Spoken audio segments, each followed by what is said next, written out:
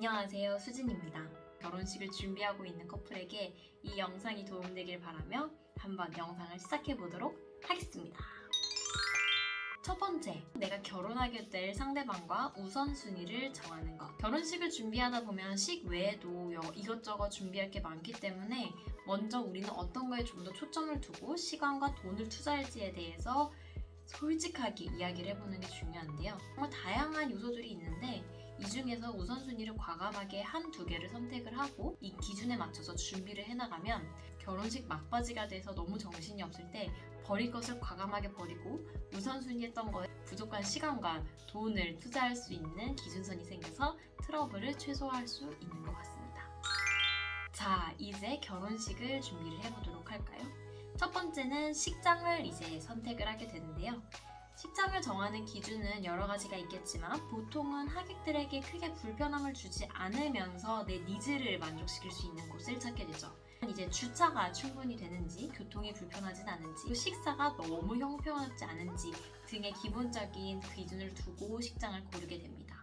저 같은 경우에는 마침 가족 직장이랑 연계되어 있었던 공덕역의 한 웨딩 컨벤션이 식장도 나쁘지 않았고 주차나 식사 그리고 위치가 다 평균 이상인 것 같아서 바로 가계약을 걸게 되었습니다. 그리고 계약을 진행을 할 때는 이제 보통은 한 번 정도 날짜를 변경할 수 있기 때문에 내가 이때쯤 진행하고 싶어요 라고 하면 그때로 일단 걸어놓고 나중에 정말 뭔가 일시가 변경했으면 좋겠다라고 하면 나중에 변경할 수 있기 때문에 편하게 일단 비어있는 시간으로 걸어놓고 일부 금액을 환불로 계약을 진행하게 됩니다. 물론 계약을 걸고 나서 특정 기간 내에는 전액 환불이 가능하고요. 그리고 약 한 달 전부터 이 식장과 본격적으로 결혼식장이 준비가 되게 됩니다. 투어를 갔을 때 확인해야 될 것들을 몇 가지 나열을 해드릴게요.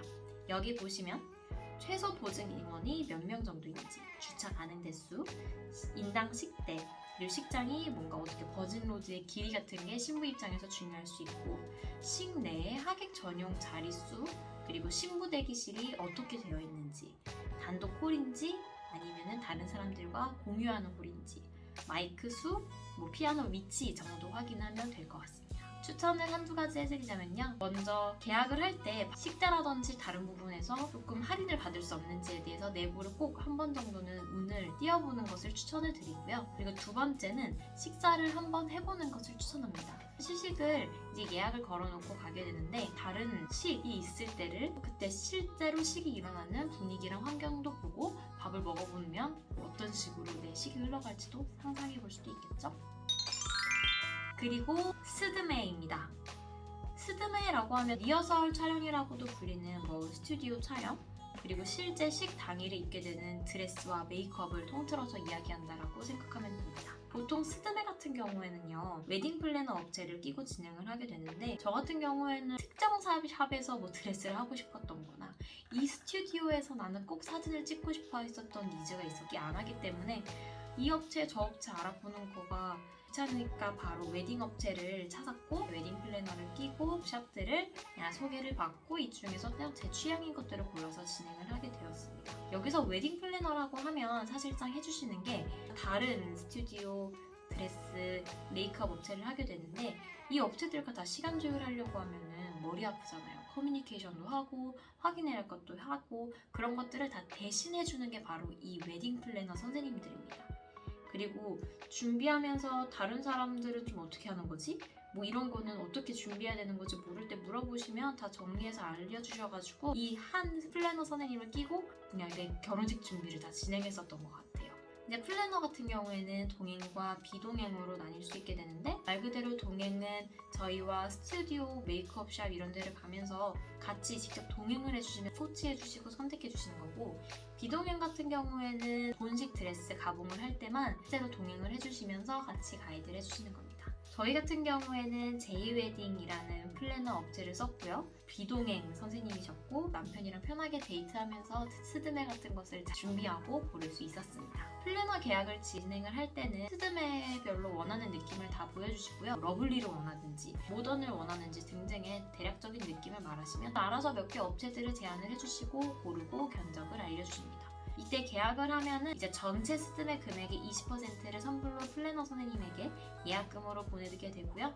나머지는 스튜디오 촬영 한 달 전에 나머지 금액에 대한 잔금을 치르게 됩니다. 이때 꿀팁은 서울에서 진행하게 되면 제2웨딩 같은 경우에는 서울사랑 상품권을 7% 할인된 가격으로 구매를 해서 그 상품권으로 나머지 잔액을 결제를 하게 되면 뭐 일부 할인돼서 될 수 있으니까 이것도 하나의 꿀팁이었던 것 같아요. 저 같은 경우에는 실내 스튜디오는 페레에서, 메이크업 같은 경우에는 청담에 있는 포레스타 블랙에서 진행을 했고요. 이후에 플래너님이 식날 기준으로 드레스 투어라든지 스튜디오 촬영 일자라든지 메이크업 샵 같은 거 적당한 기한에 다 예약해 주시고 주의사항 같은 것들도 보내주셨습니다. 여기서 추천! 카테고리별로 급이 나뉘게 되는데 이때 저희 플래너 선생님께서 메이크업은 제일 좋은 급수로 올리라는 추천이 있었거든요. 식 당일에는 하객은 사실상 신부 드레스보다는 얼굴을 본다는 거예요. 그래서 얼굴에 몰빵을 하는 게 더 가성비가 좋을 거라는 설명을 해주셨고, 메이크업 같은 경우에는 실제로 최상급을 올린다라고 해서 가격이 그렇게 차이가 많이 나지 않아요. 드레스나 스튜디오에 비해서. 그래서 오히려 최상급수로 했던 게 저는 개인적으로 좋았던 것 같고, 이때 혼주 같은 경우에 메이크업 같은 거는 별도 가격인 거 잊지 말아주세요. 다음은 드레스 투어입니다. 스드메를 다 계약하고 나게 되면 드레스 투어를 먼저 하게 되는데요. 드레스 투어는 총 2단계로 나뉜다고 보면 됩니다. 첫 번째는 내가 실제 결혼식, 본식에 입을 드레스를 투어하거나, 두 번째는 내가 스튜디오를 촬영한다면 그때 입을 드레스를 입으러 가는 총 2번의 스텝이 있게 되는데요. 먼저 본식 드레스 투어를 하게 됩니다. 이 본식 드레스 투어를 하게 되면서 내가 드레스를 입을 업체를 그 과정 중에 고르게 되는 거거든요. 본식 드레스 투어를 할 때 웨딩 플래너 선생님을 통해서 예약을 한 2-3군데 드레스샵을 예약을 하게 되고, 그때 샵별로 돌아다니면서 3-4개를 입어보면서 드레스샵의 느낌을 보게 됩니다. 그래서 가장 마음에 드는 스타일이나 드레스가 있는 곳과 계약을 진행을 하게 되고, 보통 그날 드레스 투어라고 하는 것을 한 날에 예약을 걸게 되면 그때 이것저것 서비스를 얹어서 주시게 되세요. 그래서 웬만하면 당일날 선택을 하고 계약을 진행을 하게 됩니다. 보너스가 뭐가 있어요? 라고 하면 어떤 드레스를 그날 입었던 게 이 드레스를 본식에 입을 때요 라고 미리 예약을 하게 되는데, 내가 나중에 또 입어보러 갔을 때 마음이 바뀔 수도 있잖아요. 그랬을 때 프리미엄 라인 드레스를 똑같이 변경을 했을 때 보통 드레스 변경에 대한 추가 금액이 있는데 변경값이 없다 등등의 보너스가 붙게 됩니다. 드레스는 재질 따라 비즈냐, 실크냐, 레이스냐로 크게 나뉘는 것 같고, 두 번째는 모양이 머메이드냐 아니면 풍선이냐로 나뉘는 것 같은데, 이 조합을 잘 해서 내가 원했던 드레스 아니면 나한테 어울리는 드레스를 선택을 해주시면 됩니다. 저의 경우는 저는 원래 옷을 사러 가도 피팅룸에 가는 걸 너무 귀찮아해요. 그래서 드레스 투어도 2곳으로 대충 선점을 했었고, 저희는 첫 번째 누베데드 블랑으로 결정을 했고요. 결정을 할 때 그날 입어봤던 드레스들 중에 내가 마음에 드는 드레스를 후보 1위, 후보 2위를 정해를 주면 내 본식 날에 이거는 다른 사람들이 못 고를 수 있도록 내가 미리 이제 찜하는 프로세스까지 당일에 하게 됩니다. 누군가는 드레스 투어 때는 공주놀이 하는 거다라고 얘기를 해서 귀등으로도 안 들었는데, 솔직히 남편이랑 가족이 드레스 입고 나오니까 공주 취급해주니까 너무 재밌었고 행복했어요. 그리고 저는 보정 속옷 따로 안 챙겨가고 거기 있는 거 입었는데도 그렇게 크게 어렵지 않았습니다. 가볍게 가면 될 것 같아요. 이 결정한 샵을 고르게 되면 나중에 이 드레스 샵에 가서 아까 2번째 단계인 촬영 때 입을 스튜디오 드레스를 4개 정도 고르게 되는데요. 이때 다양하게 입어본 다음에 그날 스튜디오 촬영하는 날에 입고 촬영을 하시면 됩니다. 저 같은 경우에는 하얀색 드레스 3벌, 이때 머메이드 하나, 풍선 2개에다가 좀 컬러한 거 입고 싶어서 노란색 드레스 하나를 골랐습니다. 네, 그 다음 여자의 드레스를 입었으면 남자는 어떻게 하냐 궁금하시죠? 보통 요즘은 양복을 입는 직업이 많이 없을 거예요. 제 남편도 그렇기 때문에 대여를 할까 살까라고 했다가 그래도 이런 기회에 좋은 양복 하나 맞았으면 좋겠다라고 해서 맞춤 양복으로 이제 다 구매를 하게 됐고요. 이때 당시 웨딩 박람회에 보면은 이런 양복 회사라든지 여기저기 이제 업체들에서 많이 와서 그때 있었던 엘레가또라는 곳에서 이제 진행을 하게 되었습니다. 예복도 종류가 정말 다양해요. 양복 재질이나 원단에 따라 프로모션 가격 기준으로 75만원부터 10만원씩 차이가 계속 올라가게 되는데, 저 같은 경우에는 평소 댄디하고 영국식을 좋아하기 때문에 저희 남편에게는 한 90만 원대의 양복을 같이 이제 진행을 하게 돼서 맞춤을 결정했고요. 웨딩 발람회에서 굳이 해야 되는 이유가 있냐라고 물어보면은 드레스처럼 당일 계약을 하게 되면 기본적으로 넥타이나 셔츠 2장은 기본이고요. 구두도 맞춤으로 만들어주고 스튜디오 때 입을 정장 같은 것도 몇 개 대여를 해주셔요. 그냥 플래너님 계약하면서 한 번 했던 게 편했던 것 같습니다. 이후에 이제 날을 따로 잡아서 남편의 치수를 좀 재고 나서 원하는 색깔을 고른 뒤에 가봉을 하게 됩니다. 중간에 리허설을 촬영하는 스튜디오 촬영용 양복들도 고르러 가게 되는데요. 이때 예비신랑 핑크색 양복도 입혀보고 갈색도 입혀보고 이것저것 입혀보는 재미가 아주 쏠쏠했답니다. 그 다음 스튜디오 촬영입니다. 옷을 다 골랐으면 이제 저희가 스튜디오 촬영을 하게 되는데요. 솔직히 이야기하면 평생 남을 결혼식 사진이긴 하지만 선택적인 것 같아요. 스튜디오 촬영 같은 경우에는 거의 하루 종일 반나절 간다라고 생각을 해주셔서 평일에 진행하시는 분들은 휴가를 꼭 써야 되는 상황입니다. 일정은 이제 촬영하기 전에 스드메 결정할 때 있죠. 그때 골랐던 메이크업 샵에 먼저 가서 헤어랑 메이크업을 진행을 하게 되고 헬퍼 아주머님들이 그날 메이크업의 샵에 오시면서 드레스 샵에서 촬영 드레스를 가져와 주십니다. 그리고 이제 메이크업이 끝나고 헤어가 끝나면 첫 번째 입을 드레스를 입혀주시고 스튜디오를 이동을 하게 되고요. 저 같은 경우에는 남편의 차를 타고 이동을 하게 됩니다. 이동을 하게 된 다음부터 그때부터는 쭉 촬영을 한다 정신이 없는데 한 4시간 정도 촬영을 했고요. 헬퍼 아주머님께서 드레스를 다 챙겨주시고 중간에 헤어 변형도 해주셨고 촬영이 끝난 다음에 드레스를 챙겨서 다시 드레스샵에 가져다 주시고 촬영샵에서는 촬영이 다 끝난 후에 언제 액자가 나올지 사진 셀렉을 언제 하는지에 대해서 안내를 해주면 하루가 끝납니다. 이때 주의사항은 저희가 메이크업샵에서 이제 보통 드레스를 입는다고 했잖아요. 남편도 마찬가지로 위아래로 벗는 옷이 아니라 메이크업과 헤어가 흐트러지지 않는 단추 달린 셔츠를 꼭 입어주시길 바랍니다. 여자 같은 경우에는 속옷이 아니라 누브라라고 하는 속옷을 입어주는 게 좋고요. 밑에 있는 속옷도 심리스, 뭔가 라인이 없는 것들 찾아주시면 되는데 저 같은 경우에는 쿠팡에서 시켰는데 아주 만족하게 잘 썼습니다. 사실 까먹고 있다가 전날에 했어요. 두 번째 참고사항은 사진을 찍으면 저희 포함해서 촬영하시는 분들도 먹을 시간이 없어요. 그렇기 때문에 커피 같은 것만 배달을 시키고 캔디류 같은 것만 가져가시는 걸 추천드립니다. 참고사항 세 번째는 촬영을 마치고 난 다음에 헬퍼 아주머님들에게 플래너분이 미리 안내를 해주셨던 헬퍼 아주머님의 수고비를 준비를 현금으로 해주셔야 돼요. 요즘은 계좌이체 되는 곳이 있다고 하는데 혹시 몰라서 저희는 현금으로 미리 준비를 해서 드레스샵에 다시 돌아가실 때 챙겨서 드렸습니다. 네 번째 참고사항, 저희가 촬영을 하게 되는데 이때 친구나 형제 자매 한 명 정도 꼭 도와달라고 해서 사진 촬영하는 것을 같이 사진을 많이 찍어주거나 간식 같은 거나 마실 것을 저희가 챙길 시간이 없기 때문에 이것을 좀 챙겨줄 수 있는 친구를 섭외하는 걸 바랍니다. 꼭 감사의 마음 표현하는 거, 맛있는 거 사주는 거 잊지 마세요. 그 다음 스튜디오까지 다 했으면 식을 슬슬 준비를 해야죠. 바로 혼주, 그러니까 저희 부모님과 예비신랑의 부모님의 옷 준비하기입니다.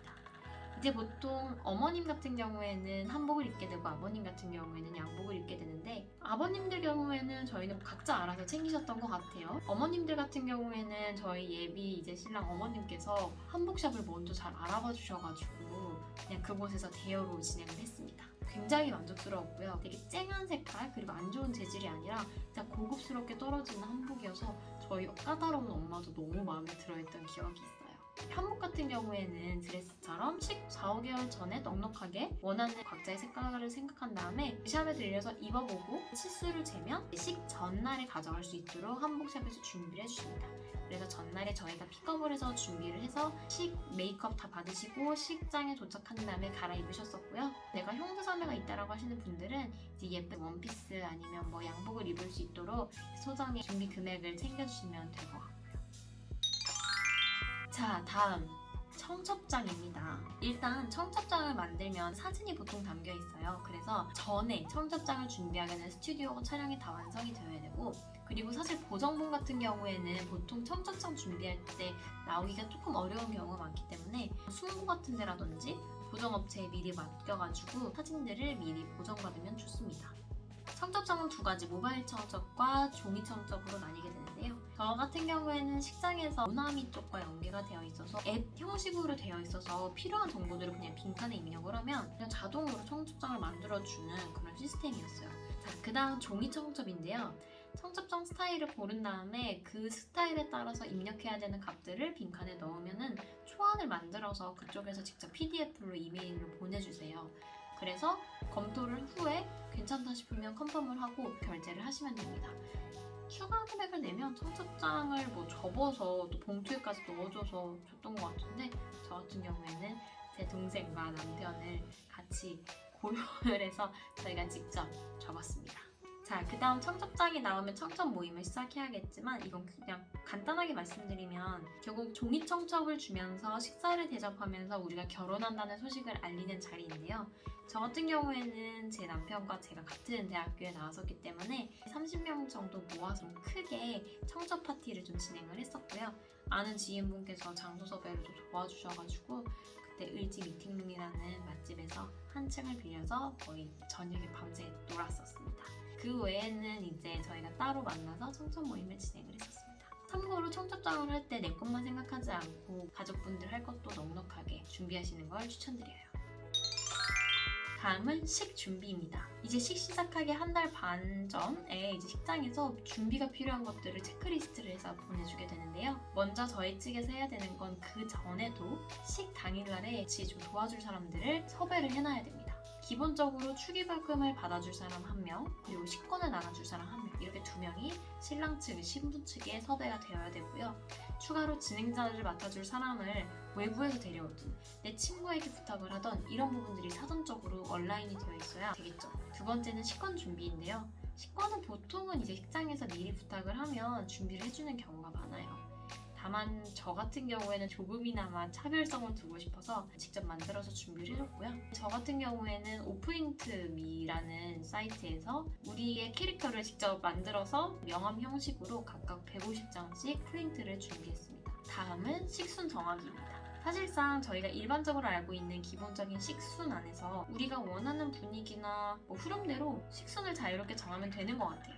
저 같은 경우에는 남편 부모님 입장, 신부 부모님 입장, 신랑 입장, 신부 입장, 인사, 혼인서약서, 선홍선언문, 덕담, 양가 부모님 인사, 퇴장을 진행을 했고요. 주례는 없이 진행을 하고 MC는 가장 친한 친구 2명에게 부탁을 해서 MC를 2명으로 섭외를 했고, 선홍선언문과 덕담은 양쪽 아버님들께서 각각 하나씩 맡아서 진행을 해주셨어요. 개인적으로 가장 중요한 건 내가 식장을 미리 생각을 해봤을 때 큰 틀을 내가 짜고요. 그 안에서 내가 준비할 것들, 버려야 될 것들을 비교해가면서 준비하는 게 가장 중요할 것 같아요. 여기서 주의사항은 식순을 정하면 가장 먼저 진행자들에게 공유를 해주는 것이 중요합니다. 그 다음은 사진, 영상 촬영이 궁금하실 거예요. 이게 같은 업체에서 진행하는 건지 아닌지가 궁금하실 텐데, 이제 보통은 가족 사진 촬영, 단체 사진을 촬영하거나 이제 시식 전체 때 사진을 촬영해주는 스냅 업체 한 곳을 섭외를 하게 되고요. 그리고 전체를 영상으로 담아줄 영상업체를 또 다른 하나를 섭외를 하게 됩니다. 영상업체 같은 경우에는 저 같은 경우에는 웨딩미라는 제2웨딩 플래너 선생님을 통해서 제휴로 진행을 했었고, 사진 촬영 같은 경우에는 저희가 인스타에서 우리가 원하는 스타일로 촬영을 해주는 곳을 찾아서 진행을 했습니다. 스튜디오 영밀인데 진짜 여기가 좋았던 게 저희가 가족 사진을 어떻게 찍어야 되는지 아니면 저희가 찍고 싶은 컨셉에 대해서 요구사항이 조금 복잡했어요. 그런데도 되게 프로처럼 반영을 해주셨고, 식 당일에도 되게 카리스마 있게 사람이 많았는데도 진행을 해주셔서 너무 만족스러웠습니다. 그리고 한 가지 더 추천하는 건 이때 영상업체에게 유튜브 라이브를 좀 할 수 있는지에 대해서 여쭤보세요. 물론 추가 금액을 저희는 50만 원 정도 내긴 했는데 해외에 친구들이 있거나 아니면 당일날에 좀 개인적인 사정 때문에 참가하지 못하시는 분들이 유튜브를 통해서 저희의 식을 같이 봐주시니까 너무 좋더라고요. 이런 영상업체를 통해서 하면 내 식장의 음향이 어떻든 간에 정말 퀄리티 있게 송출해주기 때문에 만족도가 완전 저는 최고였습니다. 그 다음은 이제 배경음악, 부금이죠. 주최하는 입장에서는 모든 식순에 있어서 배경음악을 생각으로 많이 고민을 합니다. 그래서 식순을 나열을 해놓고 각 식순별로 어떤 배경음악을 고를지에 대해서 고민을 하면 되고요. 특히 신부 입장곡이나 퇴장곡을 고르는데 저는 굉장히 조금 고민이 많이 됐어요. 그리고 테이블 사진, 우리가 식장에 가면은 뭐 신부 누구누구, 신랑 누구누구하고 사진이 걸려져 있죠.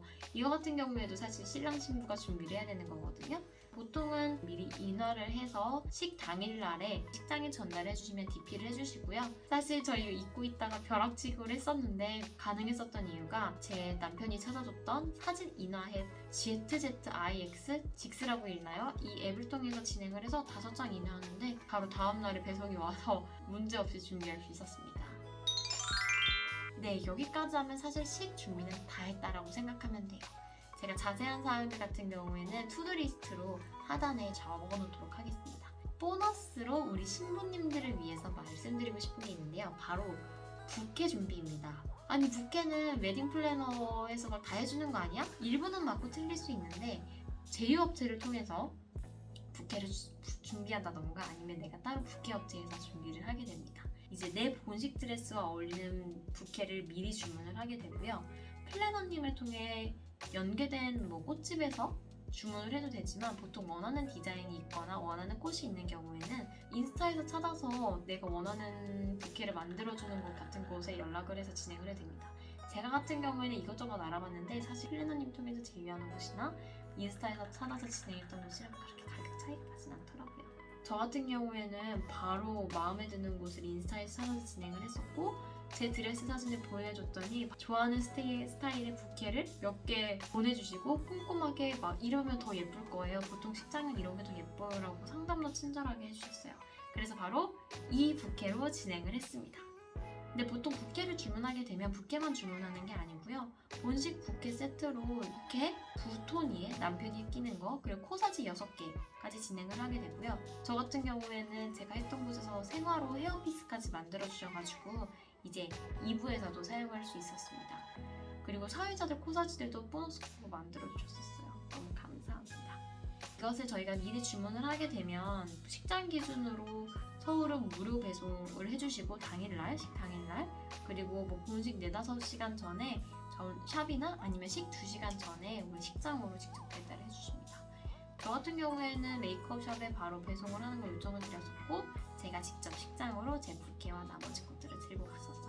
여담으로는 부케 받을 사람도 준비를 해야 되는데 저는 제 동생이 부케를 받아서 이 부케를 깜짝 선물로 말려서 액자에 담아서 신혼여행 갔다 와서 선물로 주었습니다. 간단할 줄 알았는데 간단하지 않네요. 여기까지 기본적으로 제가 준비했던 것들 위주로 준비를 해봤는데 어떻게 좀 도움이 되셨나요? 다음 영상으로 식 당일에는 어떤 일이 일어난지에 대해서 좀 간단하게 준비를 해서 영상을 만들도록 하겠습니다. 그러면 결혼을 준비하시는 모든 예비 신부 신랑 여러분들 다 화이팅 하시고 준비하시면서 또 이것저것 내가 해보지 못했던 것들을 경험하는 그리고 또 색다른 대화를 할 수 있는 그런 과정들이니까 즐겁게 재밌게 해나갔으면 좋겠습니다. 그럼 궁금한 거 있으시면 편하게 수진 후보로 연락을 해주시면 될 것 같네요. 그러면 저희는 다음 영상에서 만나요. 안녕!